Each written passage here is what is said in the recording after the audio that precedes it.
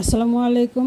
আশা করি সবাই ভালো আছেন। তো আমি আজকে আপনাদের মাঝে নিয়ে এসেছি একটি শিং মাছের রেসিপি। এটি হলো নারিকেলি শিং মাছ। রেসিপিটি করার জন্য আমি প্রথমেই নিয়ে নিয়েছি পেঁয়াজ, কাঁচামরিচ, অল্প একটু আদা রসুন আর নিয়ে নিয়েছি নারিকেল। সবগুলো আমি একসাথে ভালো করে বেটে নিয়েছি। আমি তরকারিটা এখন বসিয়ে দিচ্ছি। তো তরকারিটা বসানোর জন্য আমি প্রথমেই কড়াইয়ে তেল দিয়ে দিলাম। তেল বেশি গরম করিনি, হালকা গরম করেছি, কারণ যেহেতু এটা বাটা মশলা ছিটবে অনেক, সেজন্য আমি অল্প গরম তেলের মধ্যেই মশলাটা ঢেলে দিয়েছি। হলুদ দিয়েছি আমি অল্প পরিমাণে, অত বেশি হলুদ দিইনি। আর দিয়েছি আমি লবণ, ধনিয়ার গুঁড়া।